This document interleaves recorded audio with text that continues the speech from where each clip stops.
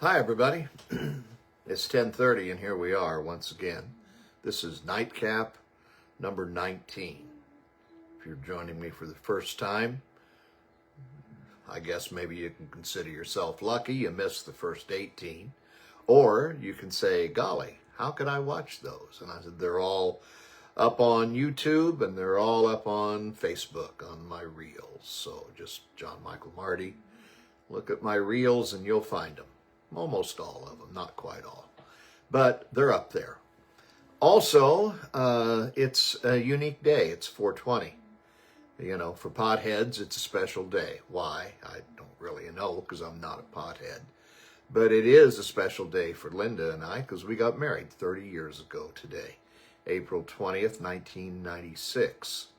For the longest time, I'd have to pull our initial wedding invitation out of a drawer to remind myself, was it 1995 or was it 1996? But it was 1996, so 30 years ago today. Time flies when you're having fun, and we certainly have had our share of fun over the last 30 years. Some challenges along the way as well. She's put up with about 6 different careers for me, but she's happy now I've finally settled in, and so am I, with 14 years back now at WSMI, 12 years back. 12, I should say. And anyway, it is our anniversary. It is 420. It's also Be Kind to Your Pizza Delivery Guy today. And also it is Chinese Language Day. Or in China, it's just Monday. Also, I wanted to mention to you, we have so much to talk about tonight. Just hang in there. We're going to get it. Hi, Randy. Hi, Barb. Hi, who else we got? Oh, yes, Butch. Yes, Butch remembers the day. And Debbie Curtis, how are you? So, thank you all for being here tonight. And all the rest of you, too. I know Herb will probably join in unless he's out running a wrestling show somewhere. I saw The Mummy. I don't know if any of you saw it or not. The Lee... what's his name? Lee Cronin? I forget already. I saw The Mummy. It is definitely a unique version of The Mummy. Hi, Don. It is more like The Exorcist than Boris Karloff as The Mummy or any of the Universal Studios monsters. But it was pretty good. It was full-on possession. It was bone cracking and blood spurting and vomitous, I think I called it. But I liked it. I really did. Because I like those kind of movies sometimes. And I never saw The Exorcist. I never saw The Exorcist. I never saw one episode of West Wing. I only watched the pilot of Lost. And I've never watched one episode of Yellowstone. You'd think I'd be a pretty boring person. And maybe I am if you're fans of all those. They're still on my bucket list. I'll get to them sometime. And we also want to mention to you that our good friend Brad McVeigh, who Brad, of course, worked many years for us at WSMI. Brad was... the afternoon guy. He did lots of football and basketball and baseball. He did Macoupin County Fair reports. He emceed a lot of the live entertainment at the Macoupin County Fair. Brad lives now in Bridgeport. He's retired. He's not been in the best of health the last few years. And his wife, Sherry, passed away about 3 or 4 years ago. And so Brad's been pretty much doing it all alone, and he's not been in good health during those years. He wasn't in good health the last few years that Sherry was alive, so he's been having quite a struggle for a number of years. He sent his daughter Hannah sent a note out to some of Brad's friends saying, Brad's getting to be in declining health. And he'd probably like to hear from some of those that maybe you would like to. If you'd like to send Brad a card, you can. Brad's address is 619 Fairmont Street in Bridgeport, Illinois. I don't have the, right in front of me, I don't have the zip code, but you can look it up. 619 Fairmont Street, Bridgeport, and he would love to hear from you. If you send him a card or a note, anything, just to let him know that you're thinking of him, maybe say a prayer for him. But that's our good buddy, Brad McVeigh. Two other things, two short other things I want to mention to you before we get into the meat of what we want to talk about tonight. Artemis 2, came back last week. Bless their hearts. They did an amazing thing. Since it had been since 1972, since man had set foot on the moon, this is a long time coming. More than 54 years to go back to the moon, just to even go around it, back around the far side. The Artemis got 252,756 miles away from home. And that's over 250,000 miles, as you know. How many miles does that really, what's a way of looking at how far away that was? You'd need a chain of 2.37 billion Nathan's Famous hot dogs to cover that distance. Yeah, 2.37 billion Nathan's Famous hot dogs. And if competitive eater Joey Chestnut shoved him down at his record pace of 76 dogs every 10 minutes, he'd need to eat nonstop for about 594 years to devour the entire chain. And it would top about 700 billion calories. How about that, Betty Zumwalt? Do you think that, all of us watching this tonight couldn't get close to 700,000 in a period of time, and Joey would need to eat nonstop for 594 years to eat those 2.37 billion Nathan's Famous hot dogs. That's amazing. And something else I ran across today. Before cable TV was the norm, and if you're old enough, a certain age, you remember when cable came to town. It was a long, long, long time ago, and cable and streaming, of course, were futuristic things back when we were kids, some of us. But before cable was the norm and streaming sources were even an idea, network television, of course, ruled the waves. And with fewer choices, viewers basically, concentrated, they centered around just a few shows that nobody ever missed. And yet, a lot of them, they still show up on streaming. They still show up on cable, whether you watch something like MeTV or Antenna TV. But 8 shows were some of the most popular shows ever. And I don't mean the news, and I don't mean the World Series every year. I'm talking about 8 shows we'd watch every week, and it seemed like everybody watched them. What were they? Well, the Andy Griffith Show, of course, that was one. The Addams Family and the Munsters. We loved them both. Some people said this one's better than the other, but, we watched them both because we loved Gomez and Morticia, and, of course, we loved Eddie and Wednesday, all that. So, Bewitched, of course. We got another one there. And I Dream of Jeannie. And it wasn't Genie, of course. It was Jeannie. Hello, Jim. I'm going to be talking about you and 2 of your friends here in just a few minutes. Nice to see you here with me tonight. Also, after I Dream of Jeannie, in 1965, when color TV was just really starting to really get out and make its mark, NBC brought us Bonanza. And my goodness, we all wanted to live on the Ponderosa in that big, fabulous, what looked like a log cabin, but was that wonderful house. I always thought that little Joe and Hoss and Adam should never have left. What a show that was. And then later on, We got the other guy. I forget. He came on. Also, of course, there was Gilligan's Island. How on earth they could never get off. I don't know. With all the opportunities, and somehow something always went wrong, right? And last, The Twilight Zone. Rod Serling was something pretty special, of course.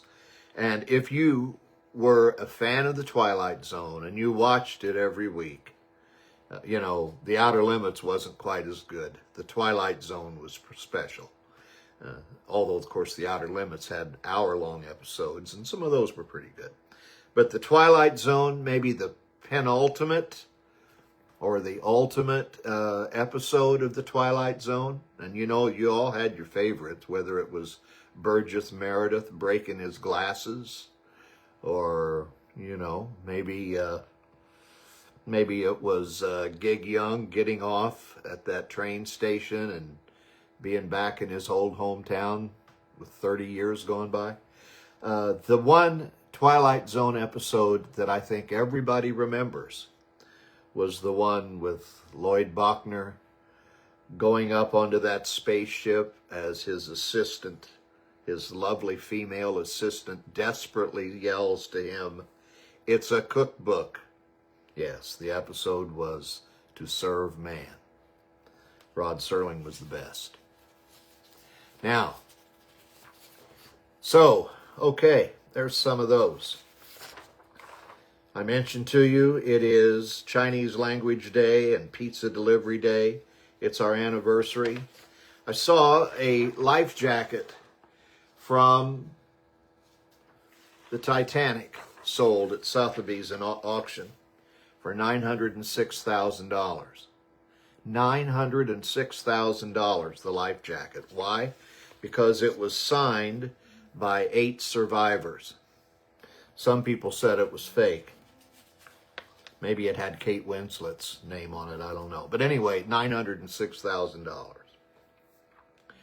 And I don't know, some of you maybe have never thought about this, but have you ever wondered how baby diapers got their brand names? I mean, Loves and Huggies and Pampers, while undergarments for old people are called Depends. Well, here's the lowdown on the whole thing. Of course, when babies do their thing, people are still going to love them, hug them, and pamper them. When old people crap in their pants, it depends on who's in the will, I guess. So now that that's straightened out, you can rest your mind. Kitty is asleep in a chair beside me. I moved this piece of paper and I almost woke him up. Thank goodness he's okay. Jim Young Kitty is okay, by the way.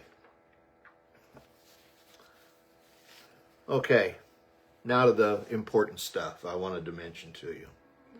We know our friend Jim Marcacci, who we've talked about, has written a fabulous book called Benld and the Booze Gang. And he's sold thousands of copies already. I mean, it's just been flying off the shelves every place they've carried it, and of course on Amazon. Jim has gotten lots of help from different people. He has done tremendous amount of research. He and his friend John Ubben have worked very, very hard on it. But I wanted to mention 3 books to you tonight. And we're going to talk about Jim's book some, and we're going to talk about a couple others that I think you should know about. One of the people that I have interviewed on the radio in the last few weeks, right before I talked to Jim, sometime maybe about a month before that, we talked to an author named Tom Emery. And I know you've heard me mention Tom on the radio numerous times. Tom is a fabulous historian. He is not only a great Macoupin County and Montgomery County historian, he is an Illinois historian. He is, in fact, the official historian for Illinois State University. And Tom has written a number of books, and his most recent book that we talked about when he was on the show, I know this is going to be backwards, but it's called Illinois in the Revolutionary War. And it's amazing. Now, Illinois, of course, wasn't even a state until 1818, but Illinois was a big part of the Revolutionary War. And some of the towns in Illinois, when it was still a territory, played a big part. And of course, goodness, you know, the trail that came across Illinois into Missouri and beyond was a big part of that too. So Tom's book, Illinois in the Revolutionary War, is available, and you can get it if you'd like it. It is a fascinating book, and it reads very well because Tom is a terrific writer. You can get the book by going to enjoyhistorytoday@gmail.com. That's Tom's address to do his books. You'll also see a list of all the books that he's written, and I mean Lincoln in Alton, the history of Illinois, the Civil War in Illinois, stories of historic Illinois women, moments in Lincoln's life, Eddie, Lincoln's forgotten son, Abraham Lincoln and the heritage of Illinois State University. Just some tremendous writing from our friend Tom Emery, and you can check that out.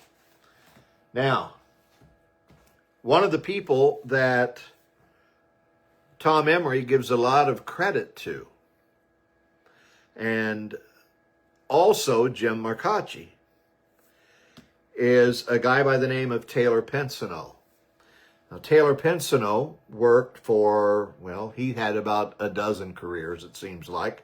He was a writer for the Post-Dispatch. He worked for the Illinois coal industry for a number of years.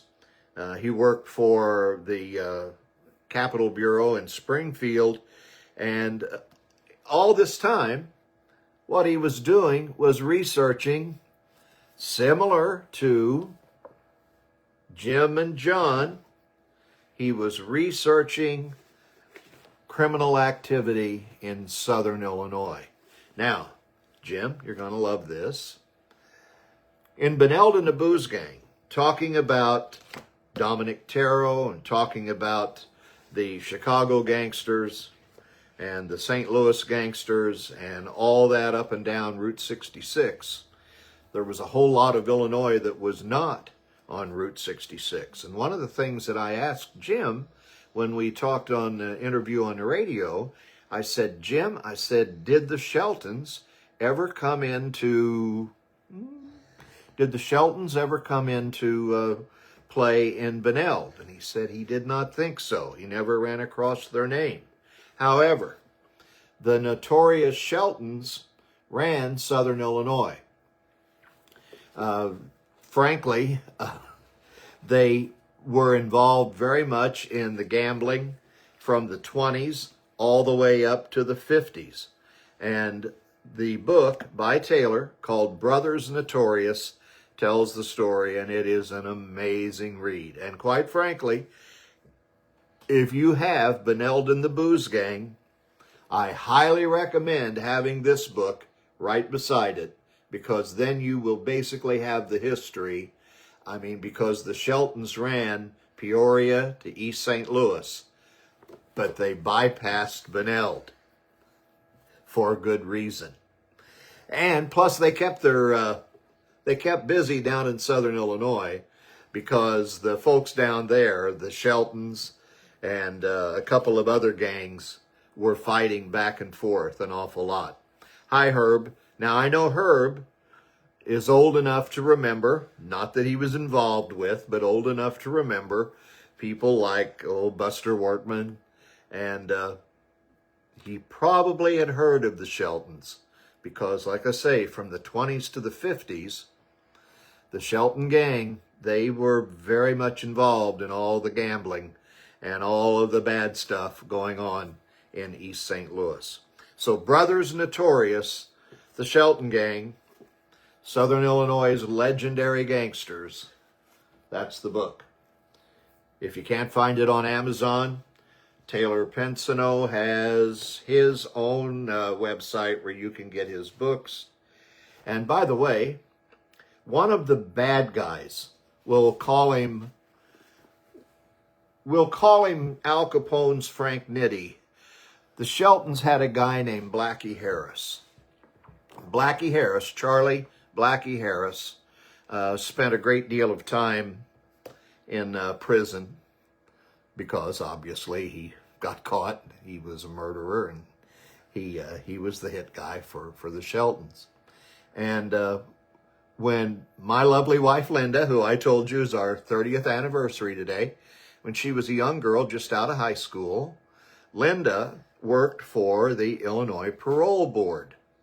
And her job, basically as the secretary of the parole board, was to go around and take notes and sit in on all the parole hearings. And one of the guys that came up for parole was Blackie Harris. And she said Blackie was an old guy, about 80 years old, would come up for parole. He was just short. He just was such a sweet old fella. And then when she read his file, she just didn't know what to think. But Blackie never got paroled. But Blackie Harris was the guy. So the Notorious Sheltons, and of course Benld and the Booze Gang. Now, let's go back and talk about this book just a little bit. If you have not been aware of this, you must have been under a rock. Everybody talks about this. I have to read this note. Yes, Buster and the Shelton boys hung out at the Paddock Lounge in East St. Louis. Okay, I have to see more of this. One of the barmaids was a lady they called TC. Thank you very much, Herb. See, smartest audience around on the radio and on Nightcap. Thanks so much for that. And thanks for the anniversary wishes. Buster and the Shelton boys, all of the guys involved, and you know what, we keep talking about Dominic Terrell and don't mention a lot of other names on here because there were so many to mention. I can't say them all, but the things that went on in Benld were also going on around all over Southern Illinois. And this book from Jim is a true story because it was taken from all the newspapers. All the newspapers from St. Louis and Springfield and even Chicago. And of course, Benld was talked about even in Washington, because, Benld was called the wickedest city in America. Not today. Not today. There's great people over there. And this was just part of the history. And it's amazing, and I think it's actually kind of a good thing that they embrace it, not hide from it. Because it is just part of the past. And Jim also is working on the Coliseum documentary. It just is a slow-going process. And, of course, it always takes money. So I'm going to give you one opportunity to hear this. If you get the chance and you'd like to see that documentary finished, more than the, I think, 12 minutes that's up on YouTube now about the Benld Coliseum, if you'd like to donate to help get it produced, you give him enough, he'll probably, give you credit as a producer. So how about that, Jim? That would be a good plan. But the documentary as it is up there now is terrific. And the idea of finishing it and making it, 30 to 40 minutes long, there's just so much more to talk about. There is a list. Jim has it and I have it. A few other people have it because Jim compiled this list and shared it. Every band, every performer that made their way to the Coliseum in Benld from 1924 until it burned, there is a list. And if I take one night to just talk about it, it would take the whole night just to read them all. And there are great names on there. So that's that. Again, Jim, thank you for all the things. Jim is out signing copies of his book, carrying copies with him. If you haven't got it, getting it on Amazon is easy to do. You just go on and you do get Benld and the Booze Gang by Jim Marcacci and one other. It's listed on top. Now, the amazing thing about Amazon is they allow people, obviously, they allow people, obviously, to copy and paste sections of popular books that are selling, change the cover a little bit and the title, and put it up there and sell it.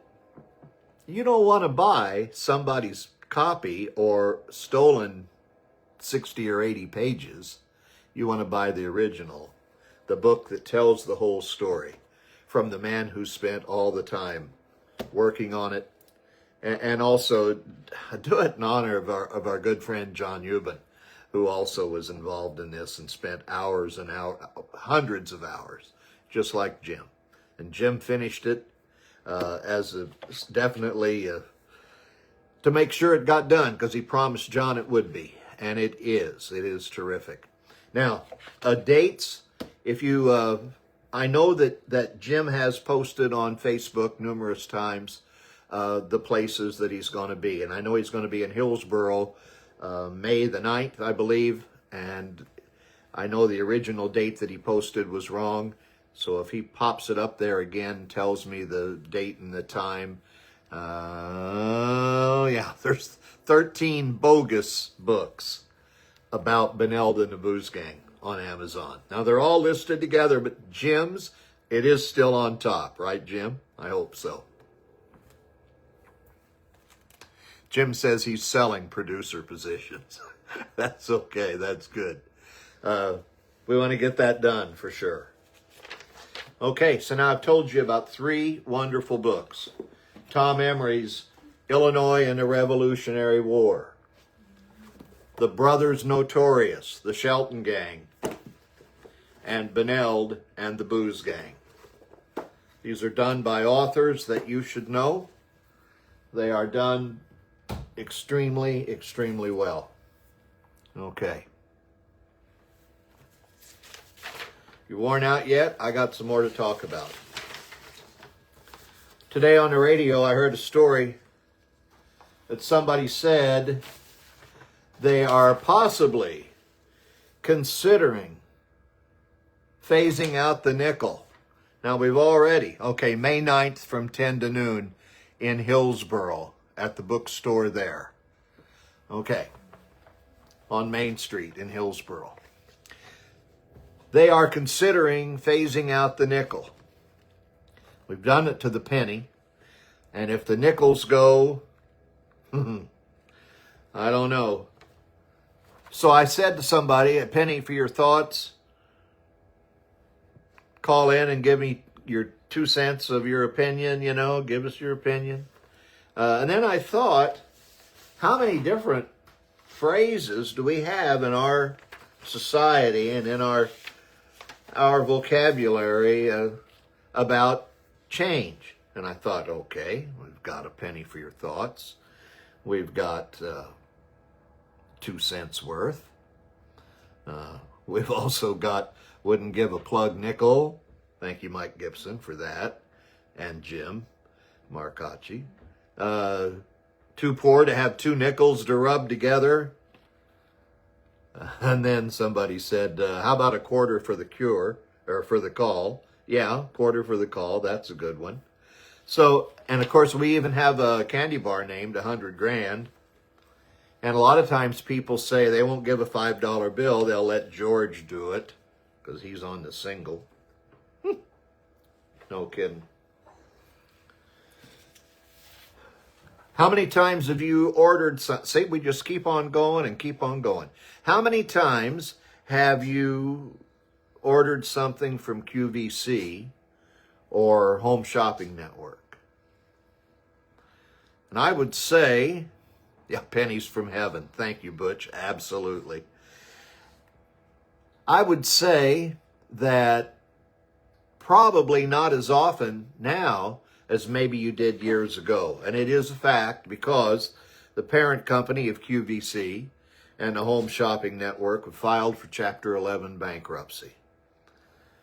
QVC Group said it reached a restructuring deal with holders of its $6.6 billion debt after years of declining revenue caused by growing competition from social media and online retailers. Of course. They say they'll continue operating and they don't plan on laying anybody off. They're just not going to pay a big chunk of that $6.6 billion. And you know that's how it goes. But isn't that the nature of what we deal with? And it truly is. Also, one more thing, and I'll get to, a couple more things. I saw this today, and I wanted to mention one more thing from Tom Emery, because I said Tom is a great historian, and he finds stories, facts, history that I'm amazed anybody would find, but he does. You remember the story. You read about it in school, in history. You heard about the Donner Party, right? The Donner Party that was crossing the mountains, and they, got lost. They got stuck in the winter, and, they ran out of food, and they ate the cows, they ate the horses, they ate the dogs, and sometimes they ate each other. Well, believe it or not, the Donner Party started in Springfield. In April, let me make sure I say this right. Tuesday, April 14th, this last week, marked the 180th anniversary of the departure of the Donner Expedition, which took off on that day from what would be the south side of Old Capitol Plaza in downtown Springfield. Took off in 1846. And months later, of course, many of the travelers perished from hunger, while others famously resorted to cannibalism for survival. It started, let's see, the Donner Brothers. The Donner brothers lived on a farm. George Donner lived on a farm east of Springfield near Mechanicsburg, had gradually made his way to Illinois after stints in Kentucky, Indiana, and Texas. He took along his wife, their 3 daughters, as well as his 2 daughters from a previous marriage, and George's brother Jacob, who was 4 years younger, also had his wife and 5 children in the party. Another was 45-year-old James Reed, an Irish native who had served with Abe Lincoln in the Black Hawk War. They took off from Springfield, April 14th, 1846. Amazing. There's that. And one more story before the big finale. Chinese automaker Seres received patent authorization this month for a voice-activated in-vehicle toilet. Yes, an in-vehicle toilet that slides from beneath passenger seats. This innovative system features a waste tank with rotating heating elements that evaporate urine and dry solid waste, plus an exhaust fan to control odor. Seres has not announced which vehicles will include the toilet feature. The company joins other automakers exploring in-car bathroom solutions, including competitor Poleston's portable folding toilet seat stored in center consoles with disposable bags. There was one previously, a luxury vehicle, a 1954 Rolls-Royce Silver Wraith limousine, recently sold by Sotheby's Auction House, contained a gold-plated toilet turned into a champagne cooler. You can make whatever joke you want to make about that, but there you have it. Okay, those are headlines, those are observations, those are just little knickknacks you can share tomorrow around the water cooler. Now the big news, and I think this is big for me, and I hope it might be big for you. Coming up on this Friday, April 24th, we're going to go back and do karaoke. I say we, Stars Karaoke, that's me. We're going to be at the Passport Lounge, and we're going to do Passport to Stardom again. Now, this time it will not be on the radio. What it will be right here on Facebook Live. And probably also on YouTube if I can convince them. But we will do it from 9 to 1. Hopefully we'll run it just the same way we did way back when. We'll really make a big production out of it. And you'll be able to watch it if you don't come. Or if you come, there'll be people watching you. And hopefully it'll be a big watch, because we want to do this a couple of times a month for as long as we can. We'll also be celebrating Yojo's birthday. Yojo Hendricks is back, and we just want to make a big deal out of it. So we're going to do it live on the net. I hope I don't say live on the radio while we're doing it. I don't think I will. But it is going to be a big deal. It will be true Passport to Stardom. And but you may get to sing a couple, because we're going to do it as long as we can from 9 until 1. If all 4 hours of that will be online, I don't know. It depends on what Facebook allows us to do.